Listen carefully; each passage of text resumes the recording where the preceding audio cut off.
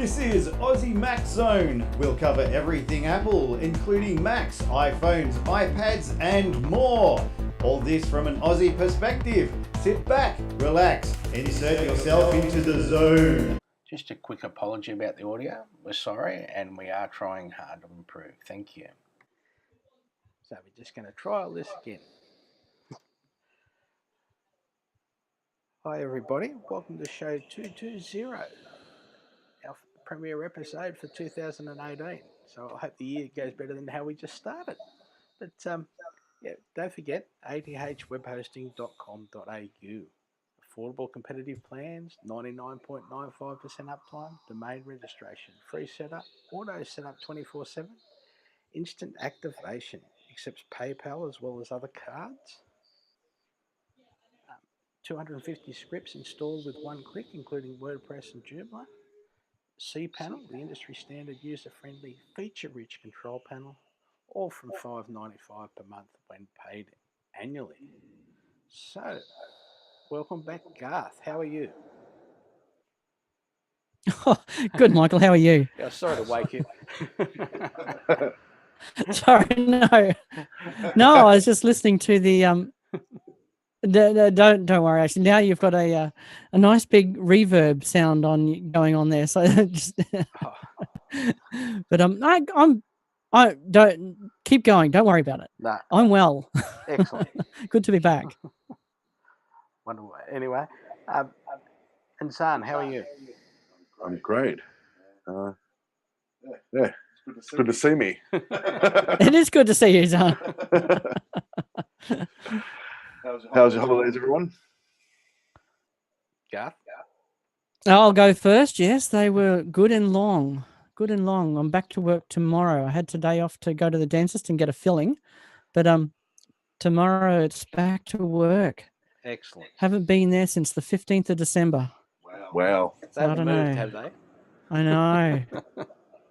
I hope not. They might have. They've changed the might locks. rock up tomorrow and there's no one there. Yeah. They could well have by now. Yeah. No, it was really nice. We had great weather everywhere we went. We went over to New Zealand and cruised back from there. It was really good. Excellent. How about you guys? How about you, Michael? Yeah, we've been stinking hot, mate. Stinking hot. I know. I don't know. Well, we get back and you're throwing 34 degrees at me. I'm like, what the heck? 34, that's nothing. I know. I know. Now what's it say? Goes on. Yes. On last Wednesday, we were the hottest place on the planet. You've logged in. Okay. Anyway, don't know what that is. I was just talking about Messenger being inactive. Just another thing came up on the screen. 47.1. Oh dear. So yeah. Wow. That is terrible. Mind you, I was away for work. Terrible. So I was in Byron Bay, and it was a horrible 28 degrees. Oh, nice. Clear skies, cool water. It was a tough job. Yeah. Yeah, well, I was sitting by the pool on the Diamond Princess having beers and about 24 degrees. So, yeah, that was tough too. Excellent. Lovely. Proud of you. So we'll start the Happy New Year to everybody, all the listeners, and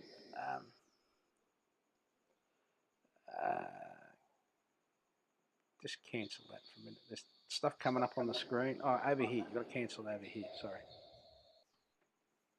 There we go. Click on. It's because they're changing the account. That's what's going on. They have to do it while we're doing the show, don't they? Assign. Right click on here. Just 2 fingers. Anyway, we'll keep going. We'll see what happens. Yep. Just go to crap again. So story number 1. The world ended. Sorry. Apple admitted to slowing down iPhones that had known battery degradation. So reminder, this is to stop your iPhone crashing when it had power-intensive requirements. And this is why some people never noticed any difference to their phones and other people did. So, what's everybody's view? Should they have slowed it down? Obviously, they didn't communicate it correctly. But, yeah. Yeah. That's the only thing that went wrong here. The communication, that's it. My phone, I'm kind of in some ways glad it all happened because just before we were about to leave on that month-long holiday, my battery on my 6S has been getting terrible. I have to charge it multiple times a day sort of thing. I'm probably using it a fair bit, but still. So I thought, before I go away, where it's going to be a bit harder, I'll grab a new battery in it. And it was going to take too long, so I didn't bother. So I've waited and till I've come back, and now it's only $39 instead of whatever, 110 or 20 or whatever it was before. So 129. It's worked out well for everyone in the long run. 129. Okay, there you go, $90 cheaper. So Where was I that took at? my phone in today, and I am. Apple. That's so you took it into Apple? Apple itself. It was Yep. $39. $39 in Apple. Yeah. Oh. So they ran the diagnostics. It was actually, yes, it was actually only in the yellow zone. It wasn't even in red, but it certainly felt as though, before I knew anything about this whole story, I certainly felt as though my phone was slower and the battery life was certainly crap. Yeah. But yeah, so I dropped it in today. And I can't pick it up until tomorrow, so I'm going to have a whole day at work tomorrow with no phone. It's Oh my God. kind of unprecedented. I don't think that's happened to me in. I know. You know how close I came to buying another iPhone? It's like I'll just buy an iPhone 10, so I've got a phone, and play with it and get to have a bit of an experience with that and give it back when I get my phone back. But I was too scared to fall in love with the iPhone 10 and keep it, so I just bravely and strongly walked away with no phone. Yes. One of the. Yeah, but back to the story. It really is just around the communication, isn't it, guys? Yeah, I think so. My phone battery was dying as well, and then all of a sudden it started getting better. It was lasting longer. I just thought I must have turned the screen down enough for it to last a bit longer, and then I heard about this. So yeah, I didn't see a problem with it. And you're lucky, Garth, because some places had long good. delays, like 6 weeks delay before you can get your battery done because they're doing so many of them. Yeah, I can imagine. I think, it's an amazing response that Apple have had to actually give that sort of discount. That must be costing them. Oh, they've got plenty of money, so I guess it's, it's a problem they can easily throw money at, I suppose. Yeah. Unlike a lot of problems where they can't easily throw money at it. Yes. But yeah, when it first happened, before it got to be quite such a big deal, I sort of thought, far out, why would you do the $29 thing? Isn't that sort of almost, to a lot of people, that will just reinforce the fact that, oh yeah, we've been caught red-handed, it's bad, it's, here, let's try and buy your love back. That sort of almost to me gave the impression of being culpable, doing something, being caught doing something wrong, when the reality is they didn't do anything wrong. There's nothing wrong done. No one was, it was just a choice to one way of preventing people having their iPhones crash. That's right. When they're doing something like taking a photo or trying to make a phone call. Yeah, exactly. ATP or one of Jason's podcasts, they were saying it's not even something that management would have been made aware of necessarily, because it would have just been going, oh, this is going to fix the iPhone from crashing. We'll just put it in an update. It's not something you tell management, that we're going to stop the iPhone from crashing. We're doing the right thing, doing a good thing. Yeah. But then, because it slowed down so much, it hit the wall, didn't it? Yeah. I didn't even, like I said, I didn't really notice it. It certainly hit the wall. Yeah. So story number 2. Apple released the new iMac Pro, starting at $7,299 Australian, and this is for Pro users that use multi-threading apps. So Jason Snell from sixcolors.com reports that when he is denoising his podcast recording, it takes about 60% of the time to do that it used to. And he had a 5K iMac previously. But because of the multi-threading in the app, he can do more than one denoise at a time. So if you're not sure you need to spend $7,000 plus, you don't, because it is a little bit faster just doing ordinary everyday stuff. It's only when you get into really big crunching stuff that it uses the multi-threading and picks up the speed. So, but that won't stop you buying one, will it, Garth? Yeah, it will. Unfortunately, that price tag is just a little bit too high, right? Yeah. When I can sit here comfortably doing everything I need to do on a 2014 MacBook Air 11-inch, do I need an iMac Pro? Probably not. Maybe a couple of things would be a little bit quicker.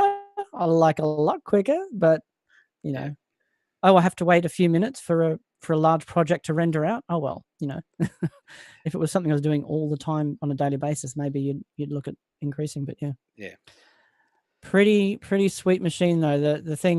One thing that I would like is just have that much power so that the fan was never coming on. This little 2014 MacBook Air, the fan will get pretty vigorous at times, and when you're trying to have a quiet environment, it's not really what you're looking for. Mm-hmm. But we do pretty good with our 21.5 iMac that we use in our studio, because it does recording, it does the sending out to the Facebook app, it does the audio and video switching, and the fans never really come on. Only when I start to do some exporting do the fans really come in. So yes, yeah. I find Zoom will make the fans come on a bit sometimes. Yeah, just on this older machine. Yeah. Now, story 3, the meltdown and Spectre CPU flaws. So Macworld.com reports there are 3 separate potential security issues at play here. One named Meltdown and 2 named Spectre. They all take advantage of something called speculative execution. Basically, modern CPUs try to speed things up by taking educated guesses to predict what the next operation will be, and will go so far as to execute them ahead of time. If the prediction is correct, the CPU has an answer all ready to go, and if it's incorrect, the speculative execution is removed. The whole process is nearly instantaneous and should be invisible to the software and OS. But the Meltdown and Spectre bugs allow hackers to read and access this information in the OS kernel memory by taking advantage of the delay in its rollback. So you got to get really into this to explain what's going on. But so what devices do they affect? In a nutshell, all of them. If you have a Power Mac G5 or an iPhone 3GS, you're probably okay. But all modern Macs and iOS devices are affected.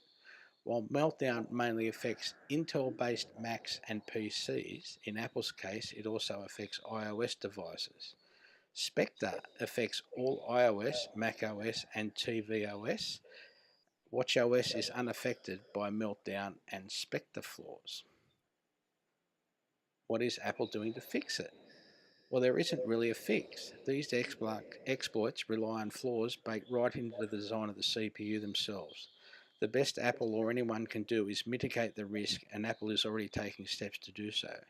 In December, Apple released macOS 10.13.2, iOS 11.2, and tvOS 11.2 with mitigations to lessen the risk.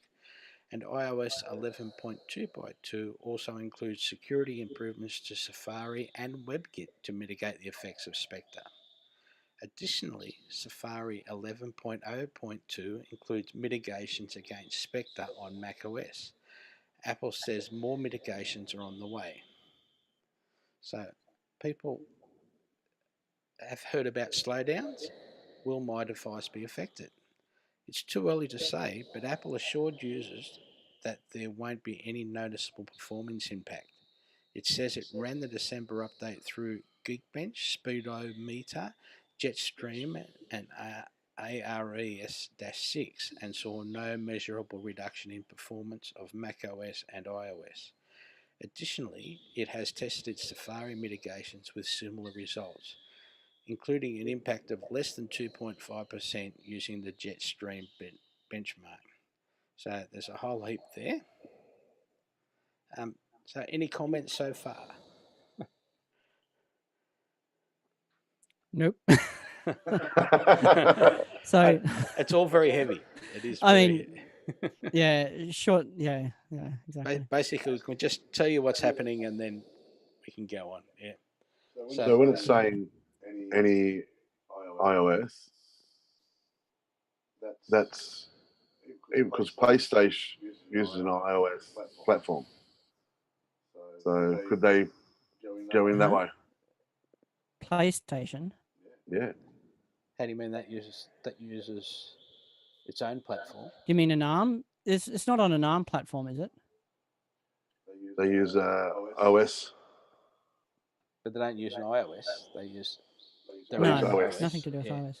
But it's all. It might be based an on the ARM chip. system. I don't know. Yeah, it's all based on the chip. I thought PlayStation was Intel. Oh, I know it runs an OS system. Yeah, everything runs. Anyway, Everything runs some kind of OS. Yeah. Right. Well, that's my mistake. Yeah, but it's all based on your CPU. This situation, it's any modern processor, whether it be an Apple Pro, running in Mac. Obviously, we're I was in Mac Zone, so we're talking about the Macs, but this is affecting PCs, everything. Anything with a modern architecture is going to be affected, basically. And things like Raspberry Pis that are not, because they're running crappy old processors. But anything, like you mentioned with the 3GS, not affected because it's an older processor that didn't use this trick of trying to speed it up a little bit. But currently everything else does.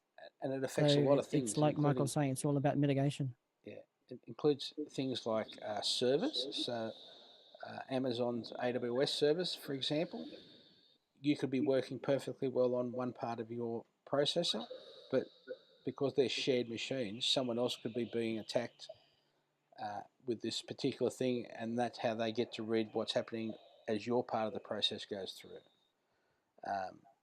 And I know, for example, Aussie Tech Heads web hosting, they had to update and do a lot of updates and restart their machines last week. And I know Glenn was very busy there for a few hours just getting that sorted. Yeah, right, okay. Yeah. So is that with resetting servers with some updated software? Updated versions of lots of the server software? Yeah, there's about 4 different updates, I believe, for each thing that you had to go through. So So how can I protect my device from attack? So update your OS is the obvious answer, but it's also the best one. As we said, there is no real fix for Meltdown or Spectre, just ways to make your exploits harder to pull off. Apple has already begun taking steps to protect users, but they will only be effective if they're installed. So if you can update your Mac and iOS device to highest of Area and iOS 11 respectively, do so. Apple has squashed many of the early bugs in the latest versions, and the latest versions are running smoothly. So if you do want the best possible protection from Meltdown and Spectre, the latest version of the latest operating systems are the best way to do so. Update Safari, Firefox and Chrome. So apart from macOS, iOS and tvOS, Apple is also updating Safari to address a possible JavaScript exploit for the Spectre flaw. So keep checking the App Store for updates. Firefox adds protections to the browser, and a Chrome 64 to be released January 23 will do the same for Google's browser. In the meantime, an optional feature called Site Isolation can help reduce risk in Chrome. Now, don't download apps from untrusted developers. Hackers can't get into your system unless you let them in, so be mindful of where your apps are coming from, especially in the Mac. obviously the Mac App Store is the safest way to download apps, but there are a number of totally legitimate developers that offer apps outside Apple Store. Most of them are safe to install, but you should do some research before hitting that download button. Stay vigilant. As Apple says, the risk of users is fairly low, but the scale here is massive.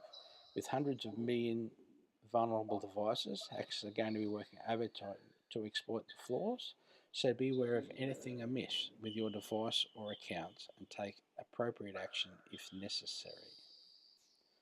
So, yeah, that's the whole story. So, as I said, keep looking for your updates and update them as soon as you can. And keep being sensible, as you should be anyway. Yeah, and Absolutely. do backups. I've got a story for that later too. So now we're going to do Aussie Tech Radio. Yep. We're going to promote them, but nah. Sorry. Just go back to the 3. The Aussie Tech Security Podcast. Oh, sorry. Aussie Tech Radio at aussietechradio.com. Aussie Tech Security Podcast and Aussie Tech Heads Podcast. And don't forget, we're on Apple News at Aussie Mac Zone, where I released information about the Meltdown and Spectre. I released information about the new iMac when it was released. I did a battery story. So, yeah, stay there. Keep up to date. And just a reminder, we are on Spotify too. Just search for Aussie Mac Zone. Now, some good news, I hope. Mark Garman of Bluebird is well known for his sources within Apple and knowledge of Apple. He dropped a bit of a bombshell. He reported that Apple will be shifting its App Store policies to allow universal binaries to be created that include dual iOS and Mac OS compatibility. So this is big news no matter what, considering that Apple has always been cagey about anything seen as crossing over between or unifying iOS and macOS. If true, this news will be a big deal no matter how far it actually reaches.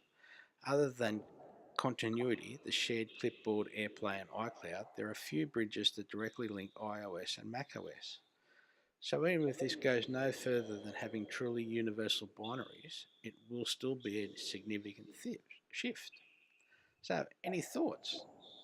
Will we end up with one OS for Mac, TV and iDevices in 1 year, 5 years, or any comments? 5 years has got to be a lot closer than 1 year, I'm sure.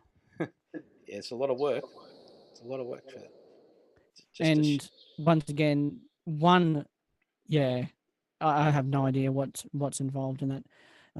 And even, recognizably, one OS is probably not something that's coming even at that point. So if we do get this point where app developers are able to put one app in, there'll still be so much customization for each platform that they, will need to be different apps anyway. If you know what I mean? It's just all wrapped up in the one binary. Yeah. Not different apps, but to the user interface will be completely different because, one is still a Mac and the other is still is an iOS device, an iPhone or an iPad, or the UI is going to be different. Yeah, whether that means that a lot of the basic logic underneath the UI can be common across the 3 platforms, is 2 platforms depending on how you want to count it, is great. Is great, but they'll still be completely separate UIs. Very customized UIs for the particular platform. Yeah. And you think there are already apps out there that are available on the Mac and iOS devices, and they are, although very similar, they're completely different. Just the things you can do and how you go about it. So, yeah, but something to look forward to see what developers go. They'll probably, I'm imagining they'll get a lot more information in WWDC. Yeah, WWDC, and then they've probably got a year to work on it after that, and then we'll go from there. We'll see what happens. And I think it was on one of the Relay podcasts, I'm not sure which one now, they were mentioning It was probably Snell again, actually. Seem to be referencing Snell quite a lot tonight. He has got a lot of, good things to say, so that's Yep. all good.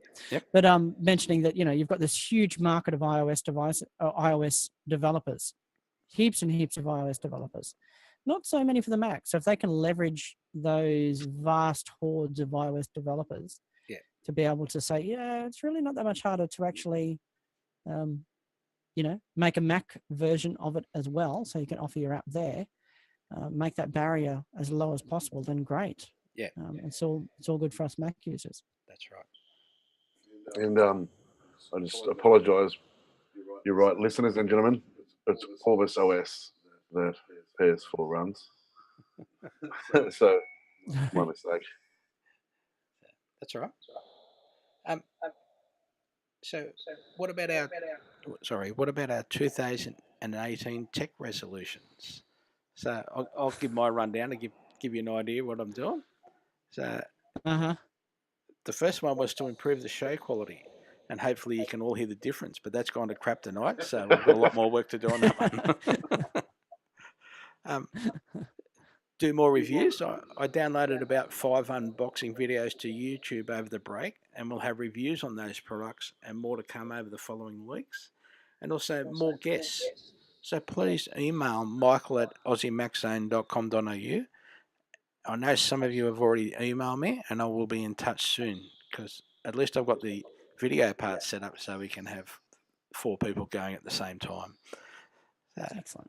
Garth, what are your tech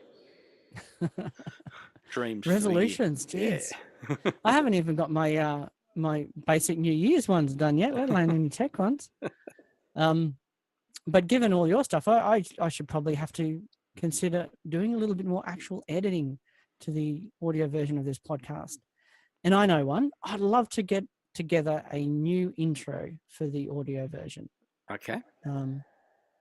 If people are attached to the old one, let me know. That's fine. But I think might be time to new year, new intro. Haven't done that for a while. That'll give you something, a little challenge to get into. Yeah. And Zarn, what about you? You got any tech besides play more games? Well, I do need some new games. I'm a little bit bored of the ones I've got. Other than that, just learn a bit more and hopefully get better at producing this show. Not have so many challenges when you first sit down. Yeah, that's right. So I've got a couple of how-tos now. iOS Mail. The Mail app hides the basic function of adding attachments. You won't find a paperclip icon anywhere. So when composing an email, double tap the body of the email to bring up the select all, and quote level menu. Tap the right arrow to go to the add attachment options, and you can choose to add a file from iCloud or Dropbox or Google Drive or a photo. There's lots of choices there, but just remember, you just double tap in that area where you're actually typing your email, and you'll get a choice there. And what about use? And I love Siri. So use Siri to search emails. Stop using Mail's search bar and start using Siri to find emails faster. That guy or girl, Siri. Mine's a girl. Karen's just a guy, so we've got it worked out. Just ask Siri to search or show or find emails about a topic or from one of your contacts. You can also use Siri to remind you to come back to an email draft to finish it later. And when composing an email, just tell Siri to remind me to finish this later or at a specific time, and she will add it to the reminders app. Very good. I love this tip because that search, that's great. I hadn't thought of that one before. Didn't realize you could do that. But that's really good. Yeah, it works great. It does work great. So, adding to tonight's little challenges, I've got a little tale of beep, beep, beep. So this was my Christmas break, and this is why we back up. So I decided to update the iMac we use for producing the podcast and doing the unbox videos. I backed up, wiped it clean, updated the OS, update the apps we use, including OBS, Open Broadcast System, software, and iMovie. Then looking through the OBS settings, I thought I'd change the video recording from MOV to H.264. Got everything working fine. So now I start doing recordings, video recordings. All good. I import the recording into iMovie and get lots of bright green artifacts on my arms. Oh, Sometimes I try another camera, same outcome. Disconnect and move a piece of equipment near my recording area that wasn't normally there. Do a recording, import to iMovie, appears to be okay. Solved. Sigh of relief. Do another recording, import into iMovie, same bright green artifacts. So wipe the drive, restore the drive back with original backup, test, all good. Then going through those OBS settings, I changed the video recording from MOV to H.264. Do another recording, import into iMovie, same bright green artifacts. So about 20 hours later, I have the answer and the iMac is not updated. So here we go again.